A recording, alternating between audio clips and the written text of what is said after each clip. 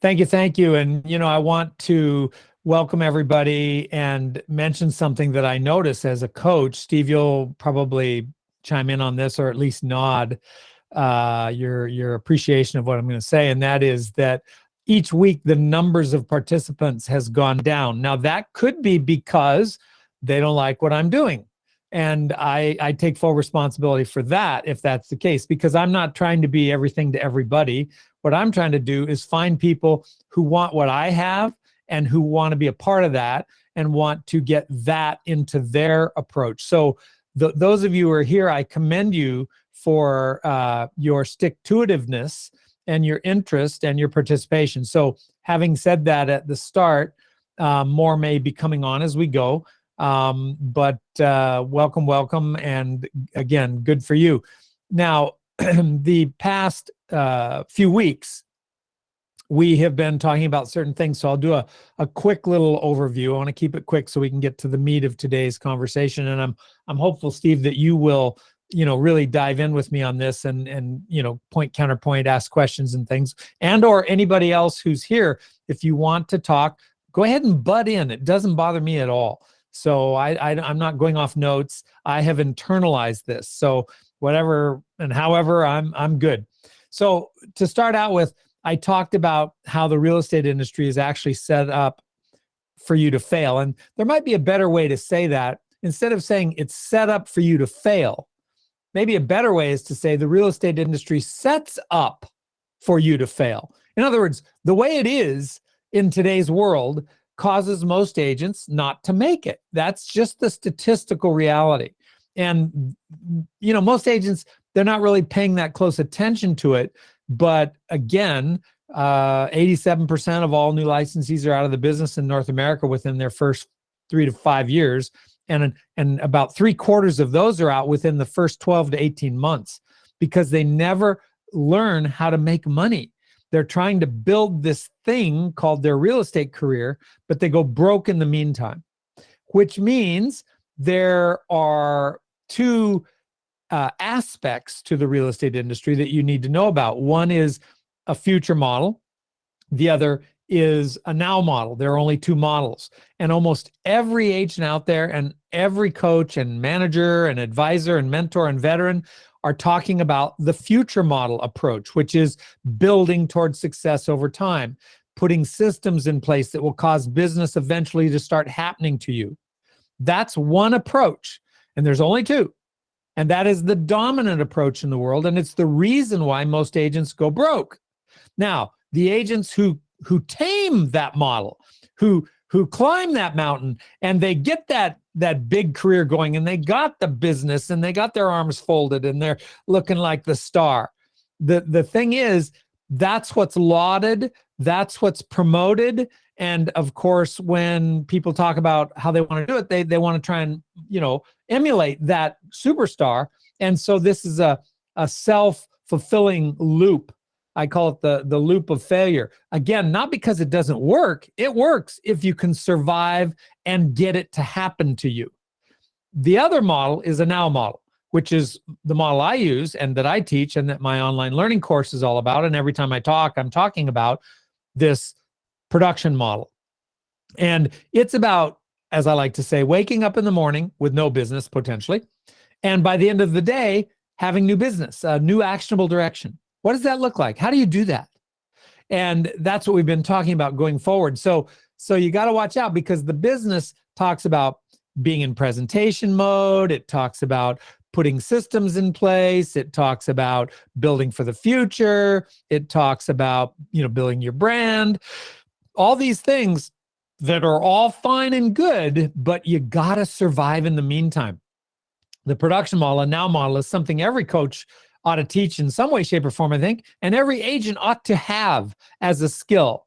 And so that's what we're doing here. Then I talked about a new definition and even a new job description for success on week 2. That new definition is the idea of succeeding today instead of hoping or trying to succeed tomorrow. In other words, bringing your success closer into the now, taking responsibility for the reality underline that, red letters, bold font, the reality that you can only ever accomplish anything in the now. You're never in the future. So this idea of working today to make tomorrow pay is perilous. Again, agents go out of business while they're trying to create that model of business. It works, and for those who get there, again, I salute them, but few do. So this new definition, instead of having a good year, although I want you to, instead of a good quarter, I want you to, or a good second half, or even a good month, I want you to start thinking about having a good week or even a good day. My motto in the business is make today pay. I'm not worried about tomorrow. I am focusing on how do you identify new business beginning now. So that's a new definition for most agents, and we talked about that. And then just last time, we talked about what I call the best yet least understood mindset for success in the business. Now, this is a profound thing, and maybe a little intellectual for some people, maybe a little bit esoteric, a little bit, because I'm talking about how opportunity works when I mean your mindset. Mostly we're taught, be positive, don't be negative. I agree with both. But if you're going to succeed now in real estate sales, being positive isn't enough. You have to plus it with yet a different new way, a paradigm shift mentally, because most agents are stuck in scarcity thinking, but philosophically believing in abundance. If you ask agents, do you believe in abundance in life or scarcity? Most, well, abundance, they get it. But then in their actual way of thinking and behaving, it's scarcity. They think that opportunity is a good thing, that more would be better. I agree. They then, though, go on to think that it's rare, it's fleeting, it's not always available, it's hard to hang on to, you better get it before you lose it or before someone else does. And that's all scarcity thinking. That's you internally believing there isn't enough opportunity to go around. And that's actually never the problem. The problem is recognizing the opportunity that's there, the ever-abundant opportunity that's there, because everybody lives somewhere and everybody is changing. And that combination means there's always going to be real estate happening. The question is not if it's there to happen, it's will you see it? And that brings us to today, talking about how do you start to see opportunity, but without passing by, again, that profound piece about mindset and opportunity. Because if you don't believe it's there for you now, you have a production problem. If you don't believe it's there now, you're going to start trying to get it to come later, and you fall back into that future model loop. You have to own up to the reality that opportunity is a present phenomenon. It is not a future phenomenon.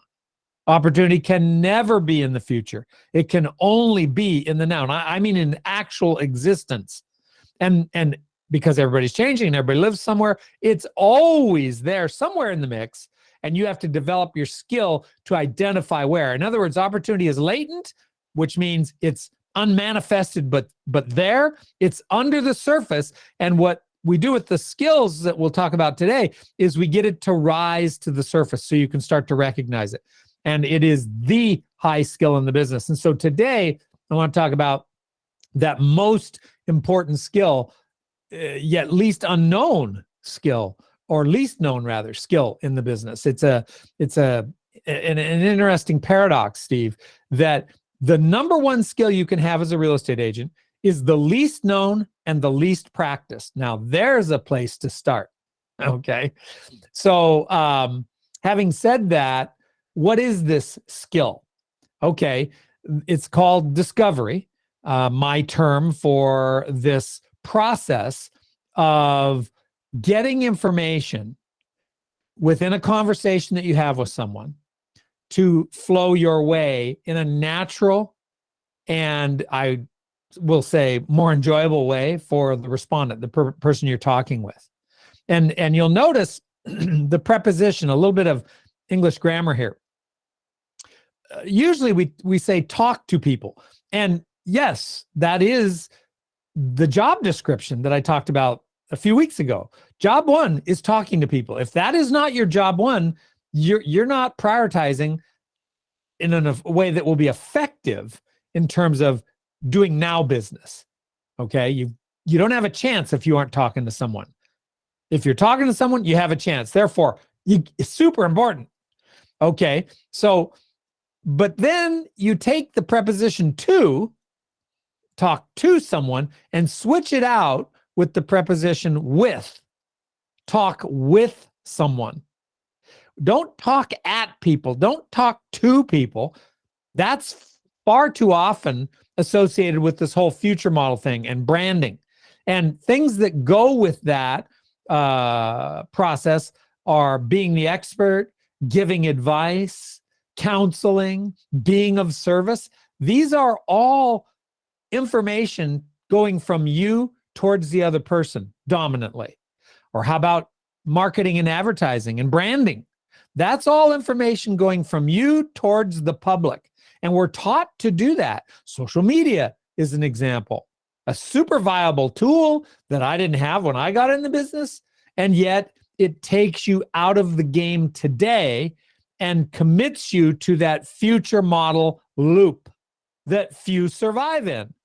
It's not bad, just very hard for people to climb that mountain successfully because it takes time, it takes money, it takes know-how, it takes effort to get that loop going the right way. Very hard for most people. So again, when you're thinking in terms of doing now business, you got to have your mind in that place where opportunity isn't your problem.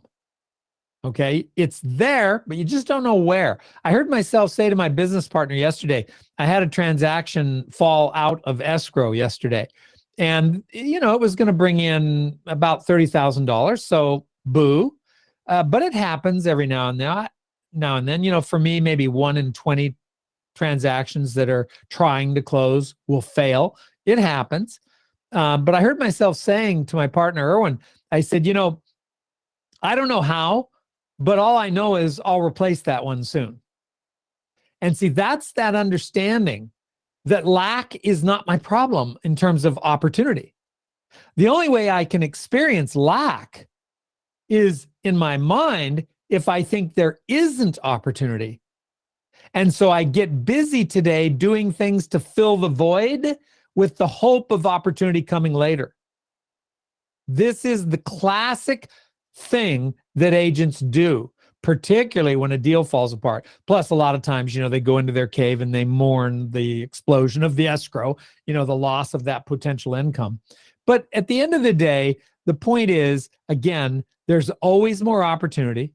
And the way you tap into it is through this skill of discovery. And discovery is about reversing that flow of information that we are ingrained and culturally in the real estate industry taught to get information going from us to the public so that the public will know, like, and trust us over time. And when they're ready to do something, they'll call us. Now, remember, there are many other real estate agents doing exactly that same thing in varying ways of efficiency and expertise and consistency. And that's all this competition. You could say everybody's fishing from the same pond. There's a lot of noise there. Whereas if you are not making that your main approach, it can be an approach you have, building for the future, social media, building your brand, all good, all fine. But if you're a production modelist or someone who's using a now model, you're saying, okay, lack of opportunity isn't my problem. My challenge is, how do I identify it? And so when I'm talking with people instead of at them or to them, that means instead of trying to be interesting to them, which is what we're taught, you're actually being interested in them. You see the difference there. You see the paradigm shift there. And so when talking to someone, you are now not trying to be the expert or give advice or get them to work with you, get them to do something. Instead, you're simply trying to keep the flow of information coming your way in the conversation. And I don't mean 100% of the time, but dominantly. And this is something that agents are not taught and therefore don't know how to do. Now, I do run into people every now and then. It's a small percentage of all the agents that I've ever dealt with who do it naturally. They're what I call an intuitive. But most people only take it so far. So let's look at the real estate industry again. I said at the top of today's discussion that the real estate industry sets up in a way that causes most agents to fail. And that the fact that most agents fail financially is true. And it sets up in that way, that is also true. And I've been outlining some of the reasons why. It's not that there's a conspiracy by the industry for you to fail, but again, you've got to break that future model approach and that make an impression approach, and you've got to reverse the flow of information in your conversations and get information coming your way. Because when you get information coming your way consistently, what happens is actionable directions float to the surface within the conversation, and they're directions you otherwise never would have known about. I'll give you an example. I got a text a week or so ago from a past client named Jack. And he said, "Hey, Fred, I'm having a guy, Matt Murray, give you a call. He's interested in buying a property." Okay, that's great. You wish you got texts like that every day. It doesn't happen to me every day, but it can happen. When you've been doing business for a long time, you can get that kind of thing happening. Or if you've perfected your marketing over time, maybe you get the phone to ring, you get the text to click, whatever. So I get this text. And so first thing I do is I know I want to give myself a chance for success. Therefore, I want to talk to Jack. So I don't text him back. I call Jack. Now he's in the central time zone here. So it's, getting towards the end of the day. So it might be dinner or just past dinner. But my philosophy is, look, if somebody's at dinner and they don't want to answer their phone, they won't. So I call anyway. That's what I do. All right. And if they answer and say, "Why are you calling during dinner?" I'm saying, "Well, why are you answering?" but that's just me. You can develop your own style with this. There's no right or wrong there. So I dialed, I hit the send button off the text feed to Jack. And I say, "Jack, gosh, I'm so appreciative of your text. Thank you very much for thinking about me." I said, "Tell me a little bit more about Matt." And he says, "Oh, well, he's a golf buddy of mine. And, he's thinking about doing something. And I really pumped you up, And I know as a longtime practitioner that if I wait for him to call me, he may never call me, or another agent might get in front of him." So I said to Jack, "Jack, look, it would be best if I called Matt. Are you comfortable, giving me his number?" And he said, "Well, rather than, him feeling bushwhacked, I better check back with him on that." And I said, "Well, tell him to call me." Okay. And he says, "Okay, I will." But then I didn't stop there. And this is the paradigm shift now that agents don't see. I said, "So Jack, what's new with you?" And he goes, "Oh, well, I've been retired since April." And I went, "Oh my goodness, congratulations." And he says to me, Yeah. And I said, "So what are you doing for fun?" And he said, "Oh, I'm golfing." I said, "Really? How much do you golf?" And he said, "Last year I golfed 280 rounds." I went, "Oh my goodness gracious." And I said, how's Polly doing with that? His wife, Polly. And he said, "Oh, she's out there quite a bit herself. We have a lot of fun." And I said, "Are you traveling much?" And he says, "Well, yeah, I'm trying to hit all the big golf courses around the world before I head underground," a euphemism for the end of the line, I think. And I said, "Okay, super, fantastic." I said, "What's going on with the family?" And he said, "Oh, got another grandchild in the oven." And I said, "I have my first coming." And he said, "Oh, Fred, it's going to be the greatest thing that ever happened to you." And I always tell people the greatest days of my life were the day I was born, because it was to my parents. The day I got married to my wonderful, beautiful wife, Beth, and the day my children were born. The 3 days, those were the greatest days of my life. And so now Avery Frederick was born on Saturday. There's another greatest day. Okay. And hoping for many more. But he commented on that. And I said, and so, what are you doing to stay financially sound? Are you all set? And he said, well, we thought we were till the stock market jilted on us. Now, this is a reveal. See, had I not been in this conversation that was about him, not about me, and he was relaxed and we were having a cocktail conversation. Now, I knew him from a previous transaction, so you could call it a warm conversation. But the point is, I wasn't just asking for business. I wasn't saying, well, hey, Jack, going forward, if you know anybody else, I appreciate you sending Matt my way. Try and get him to call me. And I so value that and am honored to help you and your friends. And gosh, keep me in mind. And, I'm wagging my tail. I'm gushing to try and keep him referring people to me. That's what's taught. And that's what agents do. The problem with that isn't of doing that in and of itself. It's that it snuffs out discovery, meaning the conversation is going to end way too soon. And you'll never get the chance for a reveal. So after I talked to him about the referral, I said, what's new with you? Oh, I'm retired. Oh, fantastic. When did that happen? Well, in April. What are you doing for fun in the meantime? I'm golfing. Really? How much are you golfing? Oh, 280 rounds last year. Oh my goodness. That's a technique. I'm using a specific technique there. And it's called the ask to listen technique. You might want to write that down or memorize that, because it is the lifeblood of discovery.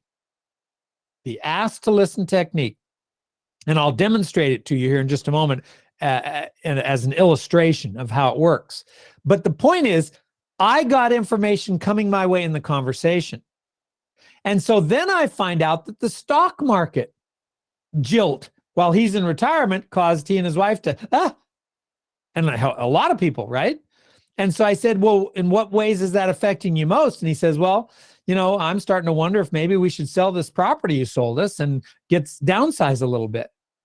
And this afternoon, I am meeting Jack to look at a $2.3 million property and talk about listing his $4 million property. Now, the reason I called him was, you would think, about the referral. Hey, Jack, thanks for the referral, and get more information on the referral. He didn't really have any for me. He wasn't even going to give me the phone number, because I get it. Have somebody call me, don't just have me sick me on them, so to speak, right? But that wasn't why I called Jack. I called Jack to get into a discussion of discovery. And this is what agents don't do, Steve. They don't think in this way.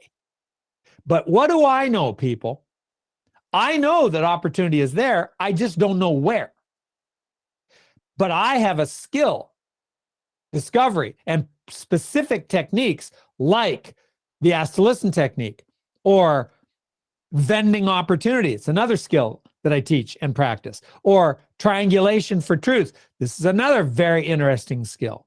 Or the use of money makers. These are one-liners, either a power statement or an impact question that gives you a tell, like how they're leaning one way or the other, what they're thinking. And these are skills, but altogether, discovery is what it's all about. Keeping the flow of information coming my way. Most agents know you should ask questions and are taught by coaches to ask questions and are given lists of questions to ask. But then the problem with a list is it ends and discovery stops. Agents are also taught scripts and dialogues on how to talk with people. The problem with that is they don't very often fit the improvisational nature of a conversation you're having with someone. So you're trying to fit a round peg into a square hole with that dialogue. You have to develop the skill of improvisationally discovering things. And this is a skill. It's a lot like learning to hit a tennis ball, then learning to hit it on the run, then learning to hit it when someone's trying to hit it away from you. Okay, you got to keep advancing your skills. And so when you use this technique, this ask to listen technique, there's a fun little illustration I do to show you how it works. Now, let me set it up. The ask to listen technique you could say is a literal title, meaning you ask a question and then you listen to the answer so that you can compose your very next question based on that exact answer. That's how it works. Now, if you learn to do this, and you can, it's learnable, it's doable. I've taught it to many, many people. When you do this, you reverse the flow of information in a conversation. And it's natural. And the respondent gets the joy, the internal, subliminal, good feel that the conversation is about them and that they're important. And they're, like anybody, willing often to expound upon things from their point of view. If the agent is trying to get business, out of courtesy, most people will nod and they'll thank you and they'll take your business card. And when you ask for referrals, they'll say, okay, and you'll say, well, gosh, it's been good talking to you, and I look forward to talking to you again. And in the meantime, I'll send you some information. I'll stay in touch. And the person's going, yeah. And a lot of times they're thinking, I don't want more stuff coming, but that's okay. But they're just waiting for you to stop. Nothing of value is actually happening. But when you use the ask to listen technique, that all changes. And imagine the fellow that talked to me about being a little bit shy here at the very beginning of today's session, but that he was getting a sense for this, which is positive feedback. Imagine being in conversations with people where you no longer have an awkward silence. You don't know what to do. Or that pregnant pause where you're not sure what to say next or how to respond. How freeing would that be for you? And imagine more and more conversations where the people are chatting with you and they're interested in they're talking to you versus you're trying to get them.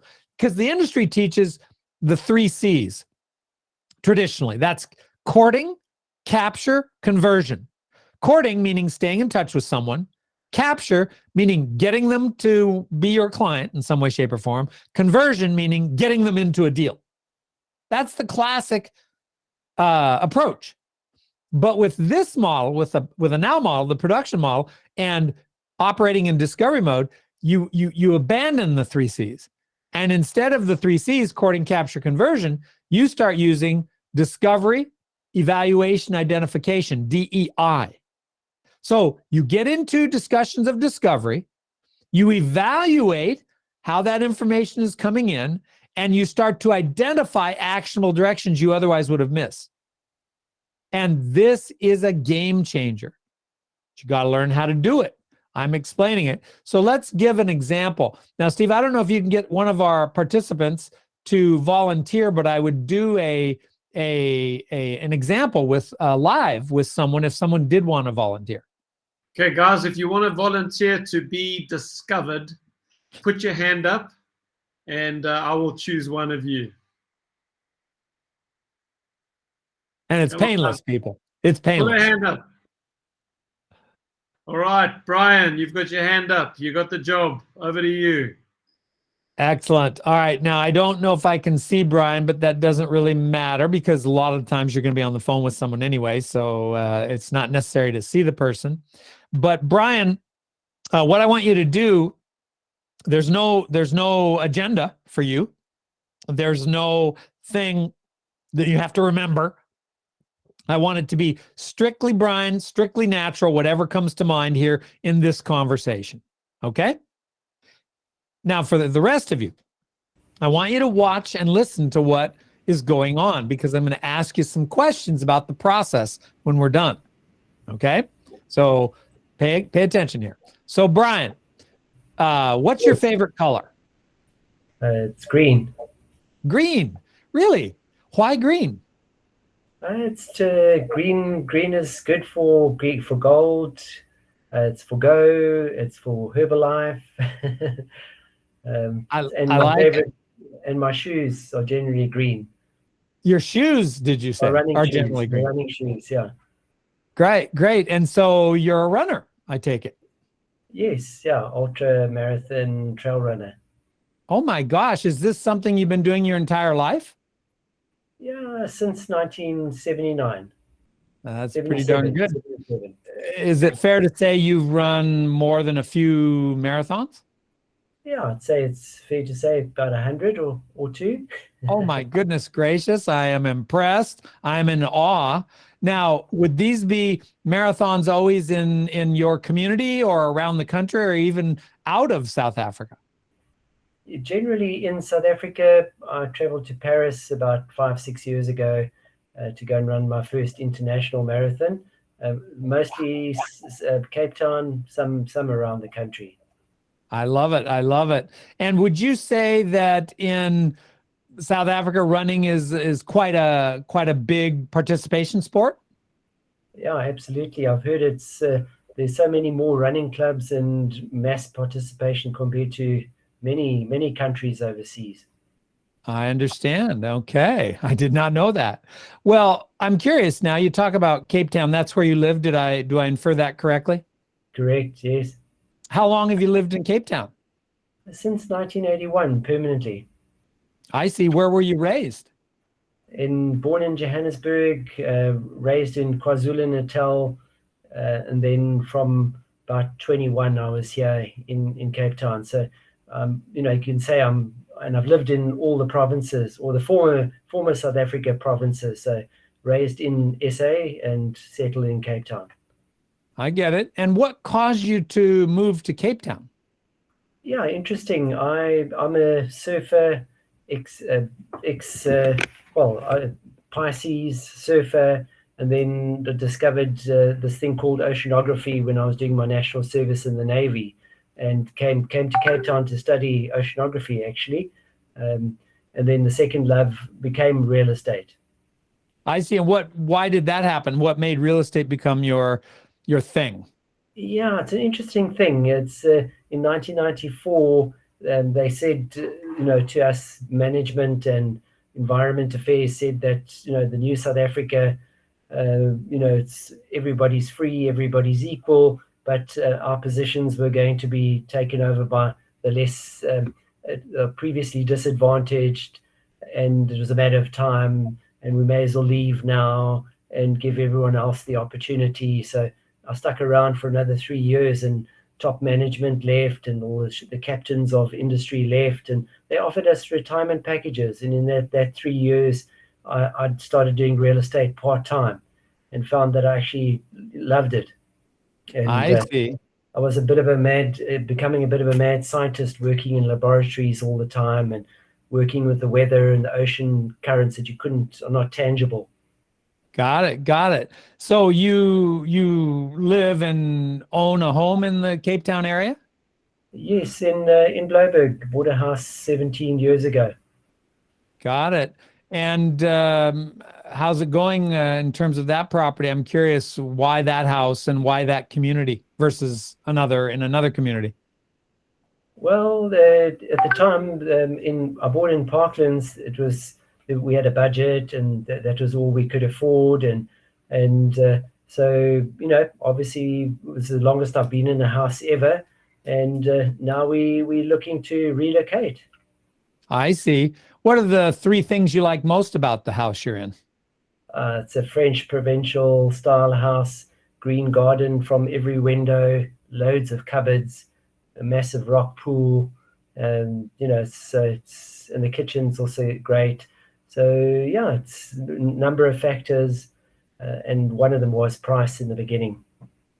Well, are there any things you don't necessarily like or you would change if you could just click your fingers, maybe two or three things? Yeah, I would I'd move the house to the garden route, or I'd move the house to West Beach, so to another area. So you'd keep the house, but change the area. Yeah, that's what we are thinking of doing. We've been actively hunting in other towns, see where we could live and still practice real estate, and my wife the art business. Got it. Well, let me ask you this. Even though you're a licensed agent, if I was visiting Steve, and that may happen in the new year, and I got to talking to somebody in your area, in this area that you're talking about, because I happen to be curious about it. Since you've told me, I'm curious to see it now. Because I, like you, I'm a real estate guy. Even though it would be in South Africa, I would be curious. And I get to talking to someone, and I find out because of a death in the family, they're going to sell this really great property. if I found that out and nobody knew about it, would you want me to tell you about it? And if I did, would you work with me as your agent? I'd have to work my fee through Steve somehow, but we'd figure that all out. But would you be my client if I knew of a property that was a match for you? Yeah, absolutely. It would be I'd be seeing it before it's on the open market, which is always great because there's a lot of competition for well-priced houses. Super, super. All right. Well, one more question for you. Other than real estate sales, what is it you do to build wealth? At the moment, we basically we've done a stock market course and starting to invest a little bit, but I'm still a rookie at it. So that's a small stream of income that I'm building, and it's one of the reasons why I joined EXP, because there's so many streams of income as opposed to a normal model. And I'm a Herbalife wellness coach, so I do make a little bit of income from helping people look after their health, their active lifestyle, and their health. Which Got is it. Well, carry on. Go ahead. Which is something which is, I'm also very passionate about. But real estate is where I'm going to earn my wealth, and then when I'm financially secure, I'll go back and help people. Excellent. What a great plan. Well, I am, of course, spending time working with people in South Africa and with Steve, and we'll be talking to various agents around the country, of course. Let me ask you this. If I, in my conversations with one of these agents, identified a property that would pay you to own it, it would be a good little investment. Would you want me to call you about it? Yeah, we were talking about buying an apartment or two. We are saving. I'm saving 10% of everything I earn at the moment, and we've got a little bit of money to invest, but not enough for Blouberg, because Blouberg's quite expensive to develop a passive income. From rentals. Yes, yeah, definitely we would be interested if it all work for me. Very good. Excellent. All right, so I'm going to stop right there because this illustration can now be something we can academically dissect and look at for what was happening. So I'm curious, Steve, if you or anyone would have a comment about this conversation you just heard in any way, shape, or form, any kind of comment. Anybody? Well, I mean, it was quite stark how, in a relatively short period of time, that probably took 5 minutes, you did get to a property opportunity with Brian that not even I'm a sponsor at EXP, that not even I knew about. Now, I don't know, Brian, if you were just playing along there, or if that naturally did come out of the conversation, but that was amazing to me. You got to a property opportunity. Yeah, no, he asked me the right question about my house, and everything just flowed from there, and we are actively looking. It's not common knowledge, but we set alerts, but we haven't told people on various groups and anything. So we need to move out of Parklands. We had a home invasion, so that's one motivation, and we'd like to move to a quieter area. It's very busy here in Blouberg. It's so yeah, but I didn't play along. It's all happening. And look where this could lead, people. It could lead to a relationship in which I list someone's home. Again, I realize Brian's an agent, but let's just say it's someone that I was talking to. I could potentially list their home. I could potentially sell it to my own buyer, and I could then help that seller buy a house. And maybe if we're looking for a certain thing and I'm investigating in that area, I identify a property and I help that seller sell it to him. This can go and continue along once you realize that we're not in real estate sales. This is the misnomer in the industry. We're in real estate discovery. And you have to make your approach about getting the flow of information to come your way. in talking with Brian, I got several reveals. I got the reveal about them thinking about moving. I got the reveal about him and other streams of information and maybe being interested in an investment property. And the thing that was going on dominantly within the conversation was what? It was information coming my way. How much did Brian learn about me, people? Zero. Zero. Not necessary. And yet, what are we taught in the industry? Promote yourself. Talk about yourself and your Talk about yourself, what you can do for them. And people don't really care. That doesn't mean they're disinterested. It doesn't mean they're bad people. But all of us do what's in our own best interest. That's how we work as human beings. And so when I'm trying to capture and convert a client, I'm swimming against the current. But when I reverse the flow of information and I ask questions that are about that person, information starts coming my way, typically happily. And you're able, through the course of a conversation that started out with the most innocuous of questions, which was, what's your favorite color? Had nothing to do with anything other than a way to start the conversation. And there are many ways to start a conversation. I simply use that one. You could say, wow, I love your green shoes to someone. And then if that person's Brian, he might say, well, all my shoes are green. At which point, using the ask to listen technique, remember the technique is you ask a question based on something relative to that situation, that person, the weather, the news, the current event, whatever. You ask an opening question, it's called initiation, and you listen to the answer, and then your follow-up question is about that answer. And you repeat that. And then information starts to refine relative to that person, and it starts to rise relative to a reveal that could be actionable in real estate. That's how it works. Brian, but no one knows how to do that. Two things. I don't know how you got me to speak about things that Steve didn't know, but that's interesting. My compatriot here has a question for you, Mania. Fred?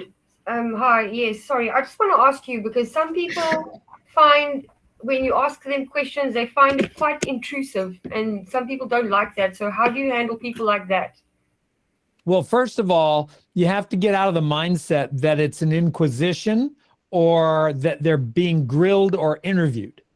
That's not what we're doing. And that's what's so often taught with lists. People are trying to get through their list of questions, ask these questions. They're writing down the they're being the expert. And again, some people don't like that. But if you're in a casual conversation, just a casual conversation, and you'll notice what happened with Brian, we were talking about his marathon. This is something that's important to him. It's personal to him. And I'm taking an interest in that.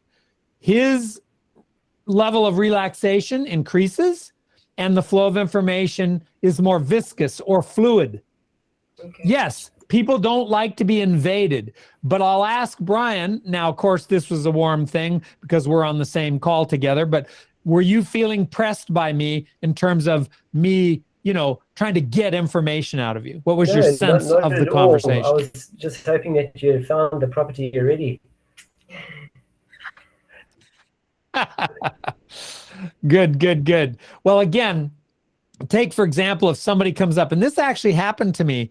I did a little off take of Elvis Presley's, blue suede shoes.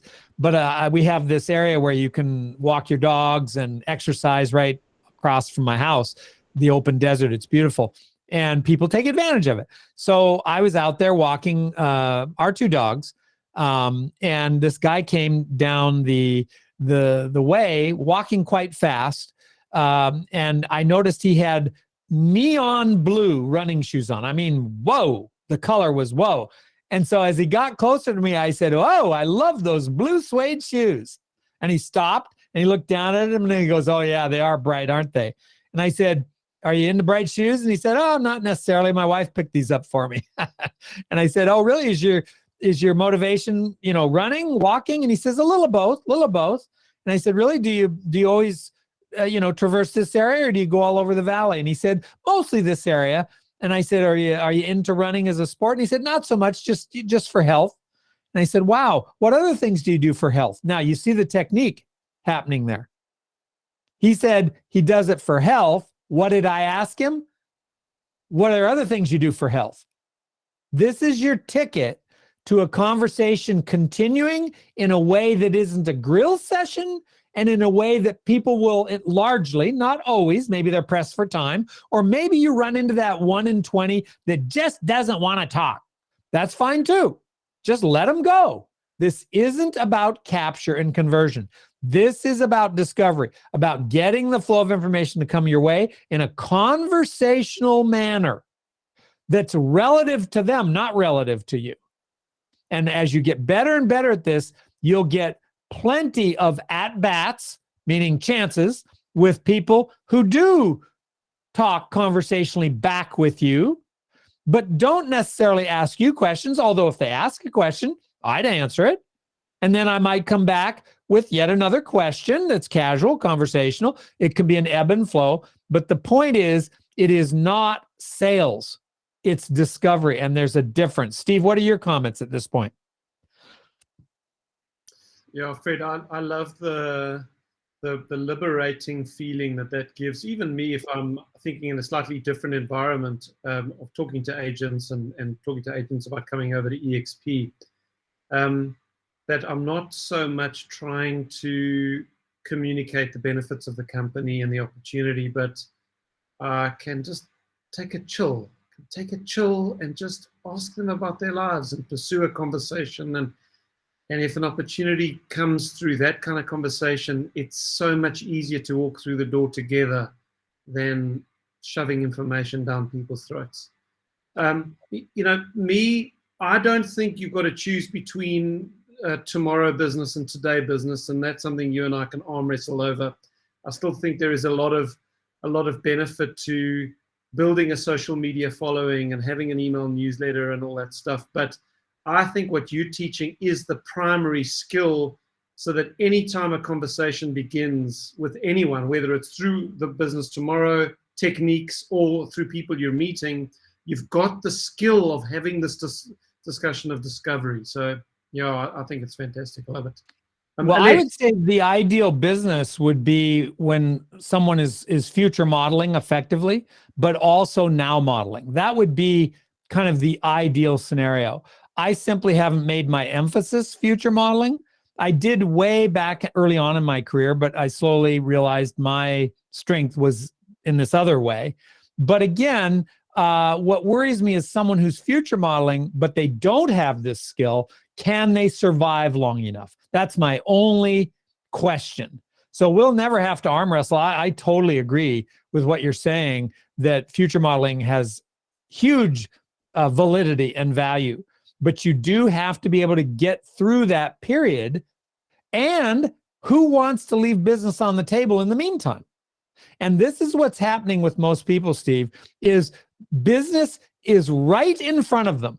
It's walking right past them, but it's under the surface, so they don't see it. And because they don't have this way of talking with people that gets the flow of information, they don't get the reveals of where that information is. So that's sort of the difference here.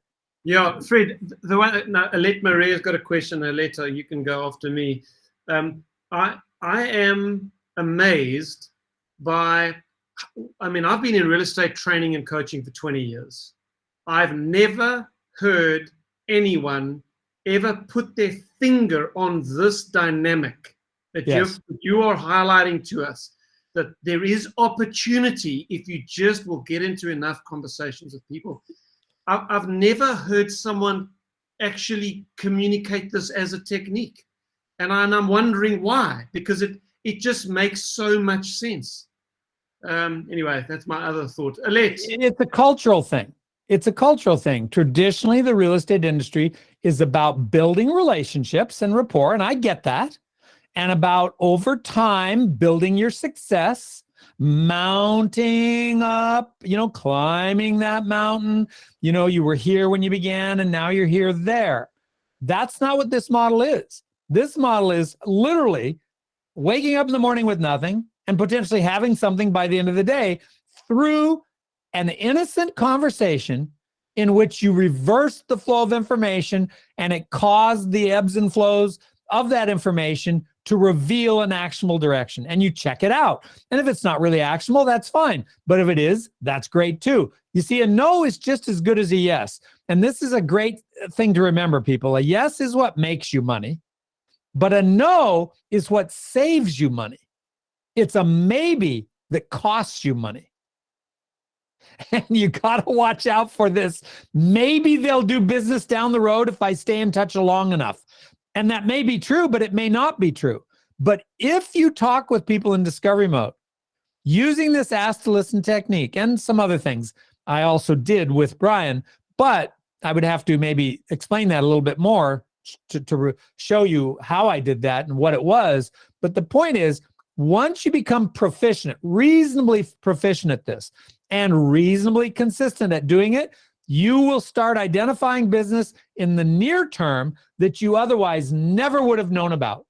And that will be a difference maker for you. It will add 6 figures plus to your bottom line each year. So it's very valuable, very powerful. Fred, I'm going to ask you to please, Alette, I know you've been waiting to talk. Sorry, I'm going to give it to you now. But I'm going to be asking Fred on behalf of everyone, and I know you're all dying to ask the same thing, is in our next 2 sessions, if you could just teach us a couple of those little techniques which we wouldn't have actually noticed in that conversation if you don't highlight them and say, okay, here is a specific technique I use to just nudge the conversation in a certain direction. That I know there are techniques there. Okay, Alette, it's your turn. Sorry. No, it's fine. There's 2 things that I just wanted to mention about the conversation. The first one is that the conversation went on way longer than my normal conversation. I would have stopped way before you did. And then the second one is the moment that Brian revealed something, you just didn't jump on that. You just carried on with the conversation. So that was 2 things that stood out for me in this thing. So I learned something already. Thank you. Well, in comment on those 2 pieces of feedback, what agents are taught culturally in the real estate industry is to pounce. And people tend to resist that. Although if someone's timing's just right, things can line up and, boom, you're doing a deal and you think, yeah. But generally when you're talking to people, they don't want to be sold. They don't want to be hustled. They don't want to be invaded. They don't want to be pounced on. And so I know, because opportunity is always available. See, that's my inhibiting or freeing factor. I know that if it doesn't work here, that's no problem because it'll work there. And if it doesn't work there, that's no problem because it'll work over here. I know there's always more opportunity, so I don't have to pressure anybody. And it's one of the benefits of using this production model, this now model, is what I call no pressure sales. So I'm not jumping on things, and I let the conversation run, and it goes deeper and broader, and that's when the reveals start to come to the surface. In other words, agents are cutting things off too soon, and they're closing too quickly, and they're snuffing out the reveals before they happen. All right, Craig, Stacy, you got something? Yes, well, one of the things I found quite interesting was that Brian knew where the conversation was going, and and being an agent himself, he knew where it was going to go, and you still led him into it quite gracefully to get almost a sale out of him with regards to a property. So that I find quite interesting because he's in the industry, he knows what's coming, and yet you still led him down that pathway. And interestingly, notice what happened. And, almost one time a month, almost like in the last few years anyway, when we were checking, I was working as a client with another broker or agent, but they were my client because I found out what was important to them and I could deliver that. And so they said, well, screw the commission. I want to get this house, or I want to get this to happen. And so they worked with me. And even though an agent That's counterintuitive to most agents. The other agents are the competition. No, I like to call agents all the time. It's one of my categories. And a lot of times they end up working with me. If not, that's fine too. I find what's called a propertunity. And in these last 2 minutes, I will pull the curtain back a little bit on one of these other techniques, Steve, real quick. And then I am open for questions still. But I did something called vending opportunity in that conversation with Brian. Vending opportunity means you are talking about something of interest to that person. And I have a term for it in real estate sales. It's called a propertunity. A propertunity is an opportunity property. Now, an opportunity property is a property that's a threat to sell. It's a property that people would find beneficial in some way, shape, or form. And some are general and some are specific to a person. But let's say with Brian, if I said to him, Brian, what would you do if I knew a house exactly like the one you have, but it's in this area that you are interested in? Would you want me to tell you about it? That's called vending opportunity. That's him getting what he wants conceptually, and then it's up to me to deliver. And what it does, it aligns people with you. And so oftentimes, if he say he wasn't an agent, but he wanted the help of an agent, and they continue to shop, the chances of him calling me back are way higher than him calling somebody else that he's just been getting emails from. And so this is a way to heat it up, and it builds rapport. My objective isn't to build rapport, but this process of talking to people in discovery mode is an incredible rapport builder. But vending opportunity is about talking to people about an opportunity property and seeing how they react. Because if they are interested in something of benefit, they'll lean in. If they aren't, they'll lean out, and you can go in the appropriate direction. Again, it's not about getting people to do something. It's about identifying people who do want to do something, and might they want to do it with you.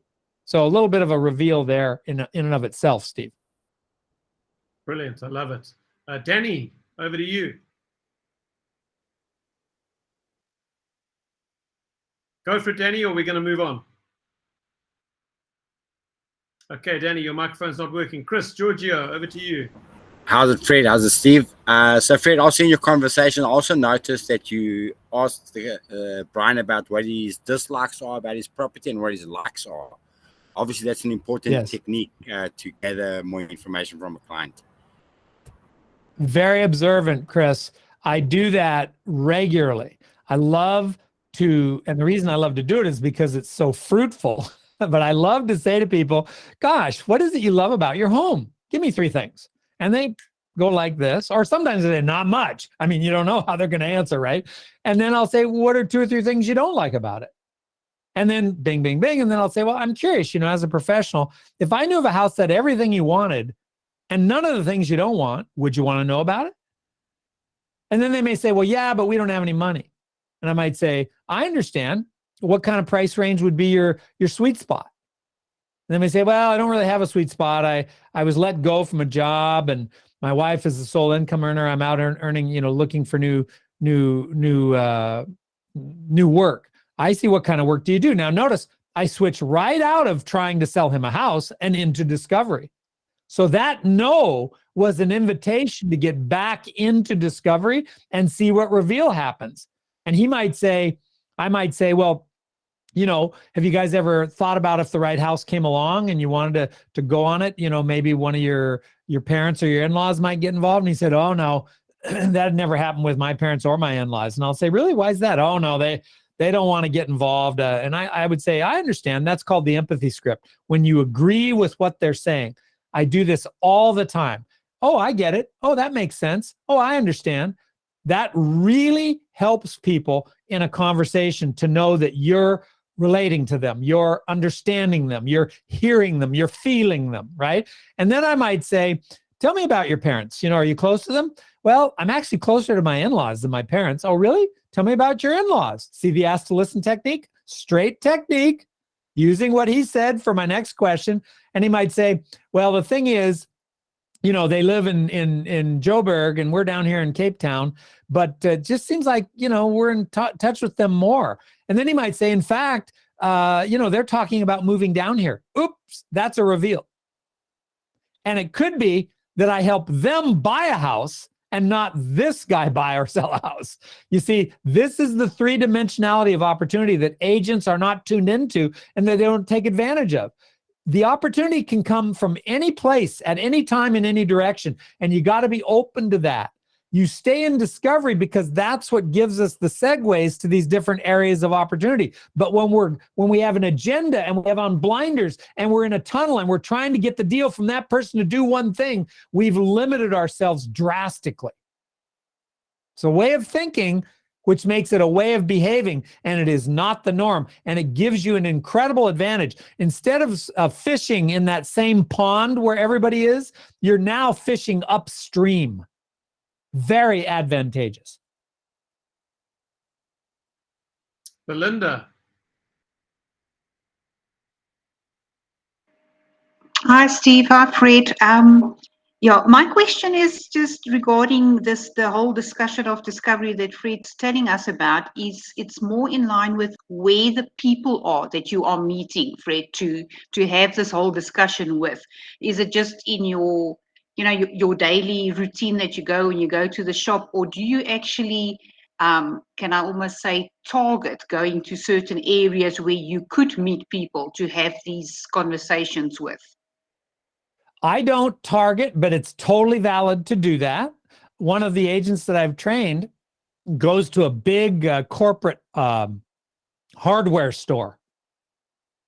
And he goes over towards where they sell for sale signs and for rent signs. And when somebody comes along, he strikes up a conversation. So you can get very targeted. Now, open house is a form of targeting. That's another example. But what I do is I think in terms of categories. I don't think in terms of targets. So to me, calling other agents is a category. To me, going for a walk and talking to people that come along is a category. I call it head knocking instead of door knocking. Door knocking is a category. Calling past clients is a category. How about calling business professionals? How about builders, developers? How about loan officers? There's an endless list, really, of people we can contact either directly face-to-face or directly over the phone. And so I'm not targeting like who would be the best person to talk to, because here's the revelation, people. This is going to blow some of your minds. It does not matter who you talk to. It matters that you talk to them in a certain way. So knock yourself out. Pick whoever in whatever place, but make it your way to get into discovery more often and allow reveals to occur naturally without pressuring people. And if you do this reasonably consistently and reasonably effectively, you don't have to be the best, you don't have to be perfect, you're going to start to notice opportunities you otherwise never would have known about. And then in the background, if you've got your social media going and you're long-terming, it's a beautiful combination. Okay, guys, we are just 6 minutes over time, but I think it's been so worth it. I bet you everybody's head is spinning sitting here today thinking, wow, wow, wow, wow, wow, I've got to give this a try. So I am going to lay out a challenge. I would like to challenge everybody in this meeting today, either physically as you're out and about or on the phone, to get into discussions of discovery this next week and come along with some stories that we can tell. Let's give 5 or 10 minutes in our next meeting for some quick kind of testimonial stories of what happened. You've got enough to work with now. You might not have all of the kind of techniques, etc., but you've got enough to go and try it. So let's do that. Absolutely. And let's give Fred some feedback next week. Fred, thank you very much again for your time.